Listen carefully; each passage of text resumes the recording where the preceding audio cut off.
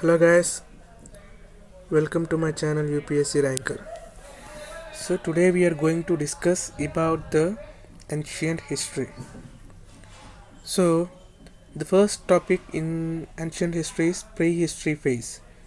Actually the word history is derived from the Greek word which is known as historia. The meaning of the word historia is inquiry, knowledge acquired by investigation. It corresponds to the study of the past and throws light on various past events of significance. So the study of history, it also actually the history, it is related to the study of the past, and we can from that we can know the significance events of various past events which has the significance that changed the shape and evolved the human experience. We can know about these things. Actually the history is divided into three types, that is prehistory, protohistory and history. So even though the history is a continuous, history is nothing but it is a continuous thing. So for our convenience we have divided it into ancient, medieval and modern. From the ancient we divided the history again into three types: prehistory, protohistory and history. So that is the events occurring before the invention of writing. That means the events which are occurred before the invention of writing took place are called as prehistory. And the prehistory, it again divides into three stone ages, that is old stone age, late stone age, new stone age. Old stone age is called as paleolithic, late stone age is called as mesolithic, new stone age is called as neolithic. So generally the defining the protohistory. So to define the protohistory is nothing but the history which occurred between the period prehistory and history. So the protohistory is referred to the period that occurred between the prehistory and the history, during which a culture or civilization has not yet developed a writing but are mentioned in the written records of contemporary literate civilization. It means in protohistory we can see the culture or civilization, but that culture or civilization did not had a very well developed writing, but they mentioned some of the things in the written records of a contemporary literate civilization. To know about these examples for the protohistory or like Harappan civilization, the scripts of Harappan civilization, it is undeciphered. It is undeciphered means we cannot still the historians, they are not able to know what the script of Harappan civilization is. However, its existence can be mentioned in the Mesopotamia writings also. So it is considered as a part of protohistory. Similarly, the Vedic culture civilization also, which is from 1500 BC to 600 BC, also had an oral literary tradition. That means the literature is through oral, not by writing.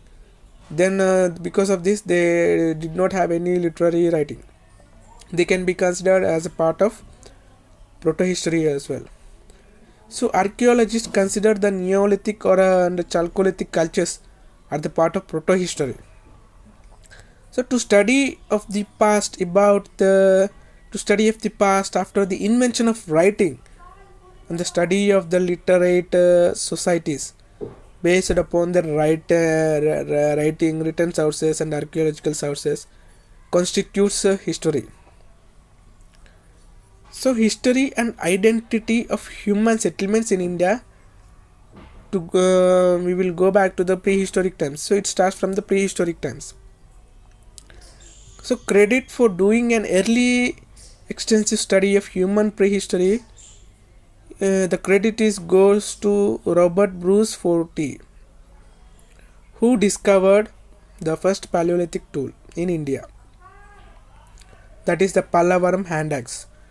Remember students, That is, the Pallavaram hand axe is the first Paleolithic tool which was discovered by the Robert Bruce Foote.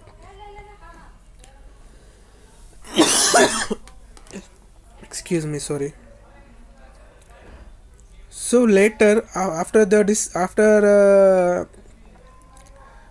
discovery, he discovered a large number of prehistoric sites in South India also.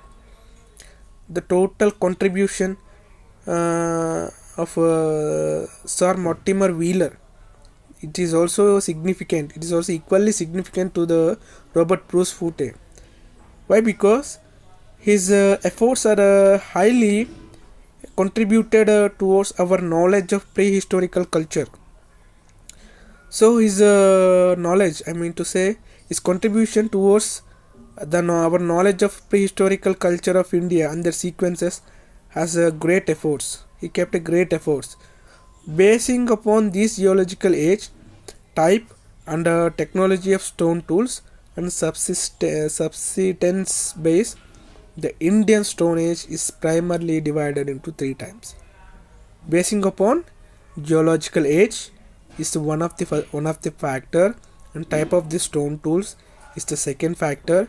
Technology of the stone tools is third factor. Subsistence base, it is the fourth factor. Basing upon these 4 factors, Indian Stone is classified primarily into 3 types. That is Indian Stone Age. So the Indian Stone Age is divided into 3 types. That is Paleolithic Age, which is 5 lakhs to 10,000 BCE. We treat this as Old Stone Age.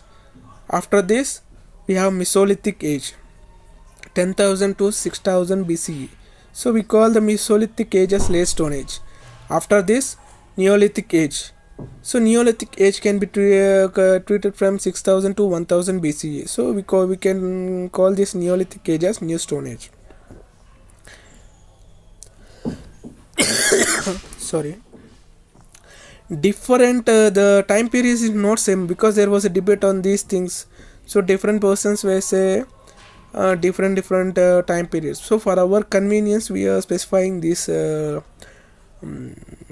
time period. So Paleolithic Age, it is nothing but the hunters and food gatherers. So the Paleolithic Age is the earliest period of Stone Age. It is the starting period of Stone Age. So this Paleolithic Age again developed into the Pleistocene period or the Ice Age. So the Paleolithic Age, it is developed to Pleistocene period or the Ice Age. So it is spread. The Paleolithic Age is spread in practically all parts of India. So the Paleolithic Age, it keep on spreading all parts of India, except the alluvial plains of the Indus and Ganga. Whatever the North Indian plains formed because alluvial plains formed because of the Indus River and Ganga River, excepting these things, it spread to all parts of India. So the man in this Paleolithic age are said to belong to the Negrito race. It is very important, students. The man of Paleolithic age are said to belong to Negrito race. It means the man who lived in the Paleolithic age, they belong to the race called Negrito race. So they lived in caves and rock shelters. They used to live in caves and rock shelters. So they were the food gathering people. So their main occupation was food gathering, to gather the food. So they gathered the food by hunting and gathering wild fruits and vegetables, and basing upon these things they started to gather food. So they don't have any knowledge regarding the agriculture or house building or pottery or any metal. They don't know all these things. So after these later stages of this Paleolithic age, they attained the knowledge of fire. Sorry guys. They attained the knowledge of the fire. So man, during this period, this Paleolithic age, they used tools like very unpolished, unrusted, and very rough stones. So mainly like hand axes, cleavers, choppers, blades, burin, and scrapers. So man living in this age used very rough stones, unpolished stones, and unrusted stones like hand axes, cleavers, choppers, blades, burin, and scrapers. Since the stone tools were made up of a hard rock, actually the stone tools in the Paleolithic age they are made up of a very hard rock, which is called as quartzite. So we call the hard rock as quartzite. Therefore, because of using this quartzite rock, the man lived in the Paleolithic age, that is Paleolithic man, are therefore called as quartzite man in India. So they are called as quartzite man in India. The Paleolithic age is also divided into three phases according to the nature of stone. Because basing upon the nature of the stone tools they use, the Paleolithic age divided into three types. Early Paleolithic, we can call it as lower Paleolithic. So middle Paleolithic. After this, later or upper Paleolithic. The early or lower Paleolithic. In this, man used the hand axes, choppers, and cleavers for chopping, digging, and skinning. So man used the hand axes, choppers, and cleavers mainly for hand axes is used for digging. Hand axe is used for skinning, choppers is used for chopping, cleavers is used for digging, all those things. So middle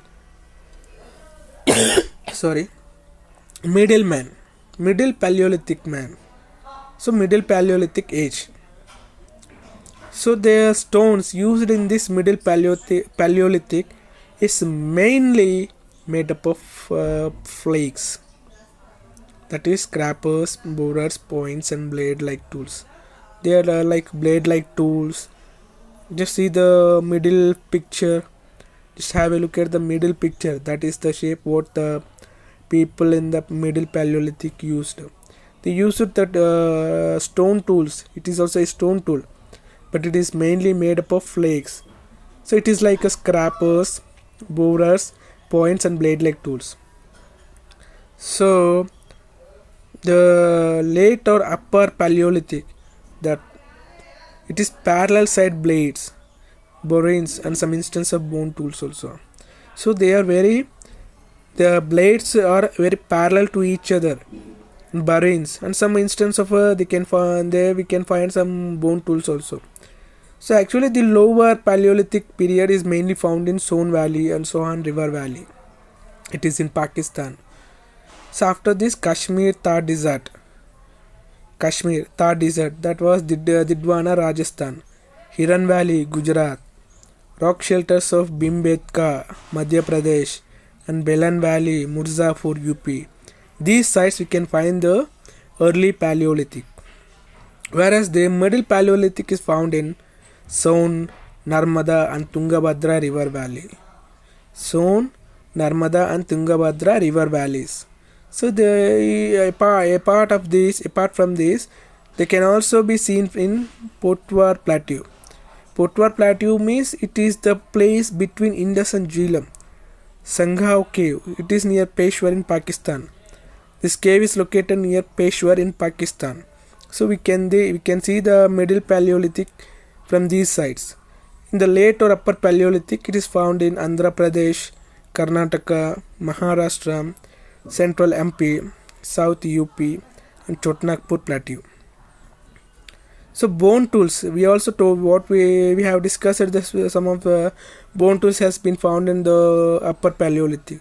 The bone tools, they are found only at the cave and the Kurnool cave sites of Kurnool, and Muchatla Chintamani Gavi in Andhra Pradesh.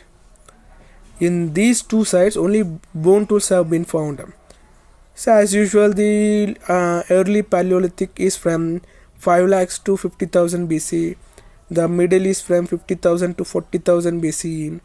The late Paleolithic is 40,000 to 10,000 BCE. The early covers the great part of the Ice Age. So the early it covers we also discussed that it's known as Pleistocene period or Ice Age. So most of the period of this Ice Age is covered by this early Paleolithic. So whereas in Middle Paleolithic it is established only in 1960 by H.D. Sankalia and was named Nevasan Industry after the site of Nevasa. So it was established by H.D. Sankalia in 1960. The Middle Paleolithic period is established by the by H.D. Sankalia in 1960. So and was named Nevasan Industry. So we named it as a Nevasan Industry because of this site Nevasa in Maharashtra. In the late Paleolithic, Homo sapiens appeared for the first time at the end of this late Paleolithic age. So it is coincide with the last phase of the Ice Age. This is the last phase of the Ice Age. So from there the climate became comparatively warm and less humid. After that the climate became at this last phase the climate becomes totally warm and less humid. So this is Mesolithic. So in the Mesolithic mainly hunters and herders. So they are the hunters and herders. The people lived in the Mesolithic age are called hunters and herders. The Mesolithic age represents it is the intermediate stage in the Stone Age culture. Stone Age culture, it is the intermediate stage. First stage is Paleolithic, second stage is Mesolithic, third is Neolithic. So this Mesolithic is in between Paleolithic and Neolithic. So it is represented as intermediate stage in Stone Age culture.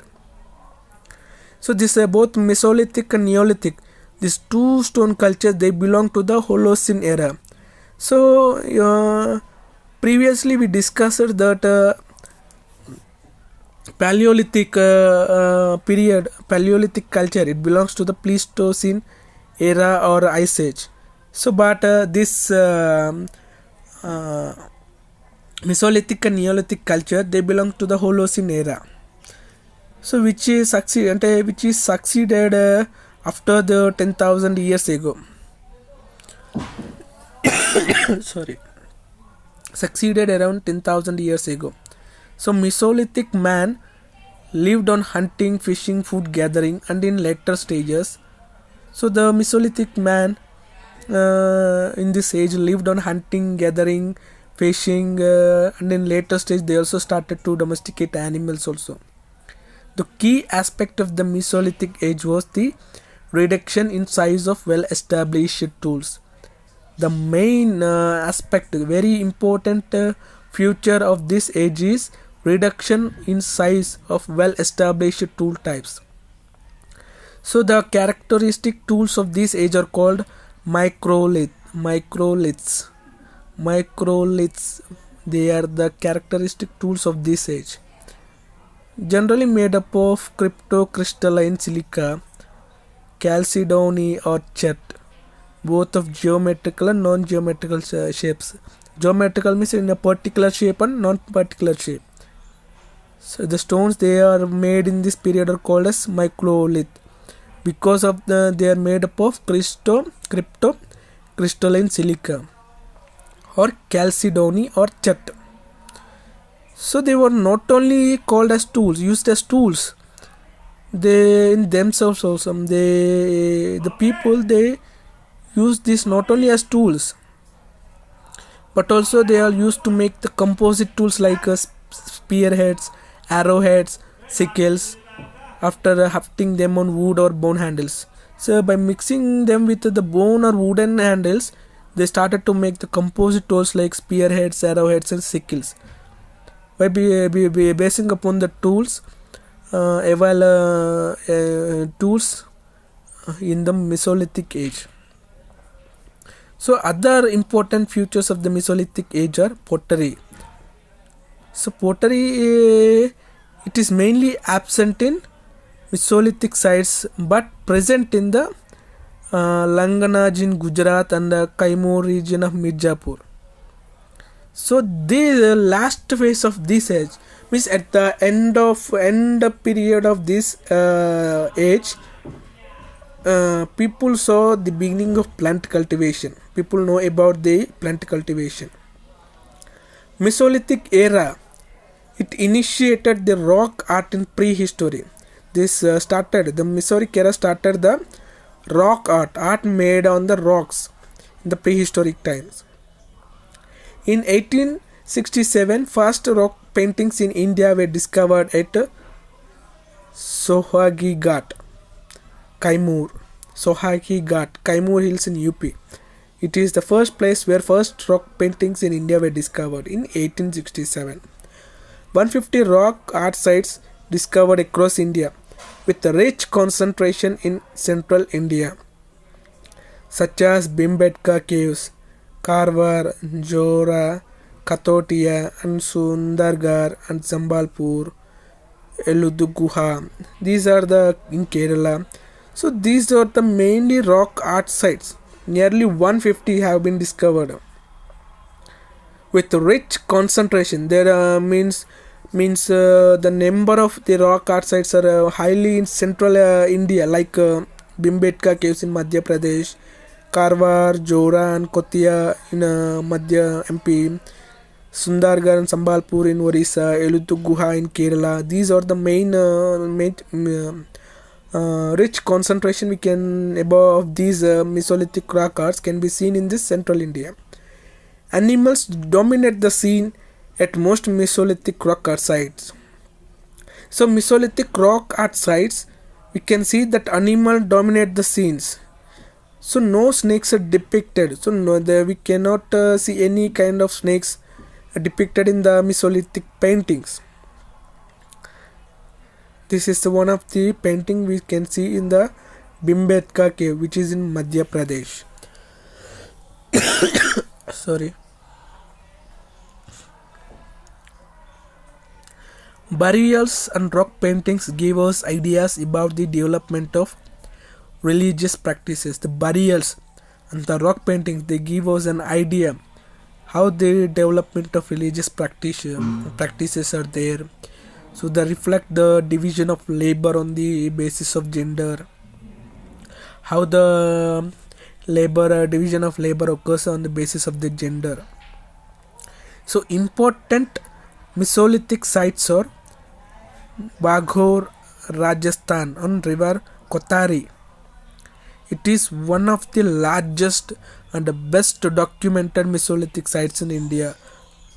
So Baghor on the river Kotari, which is in Rajasthan, Chotnagpur region, central India, both Adamgarh, Madhya Pradesh and Baghor, Rajasthan, they provide the earliest evidence for the domestication of animals. South of the river Krishna, Tirunelveli in Tamil Nadu, Birbanpur in West Bengal, Sarai Nahar Rai near Allahabad, Pratapgarh area. So these are the Mesolithic sites. Mahadada, UP. We can see the bone artifacts, including the arrowheads and bone ornaments. So Mahadatta, UP. Here we can see the arrowheads and bone ornaments, where we can find the bone artifacts. So after this, Sarai Nahar Rai near Allahabad, Pratapnagar area. Birbanpur in West Bengal, south of river Krishna, Tirunelveli in Tamil Nadu. Chotanagpur region, central India, Adamgarh in Madhya Pradesh, Baghor in Rajasthan. They provide the earliest evidence for the domestication of animals. That's all for today, guys. I hope you enjoyed the lesson very well. Please like, share and subscribe my video. Thank you. Have a nice day.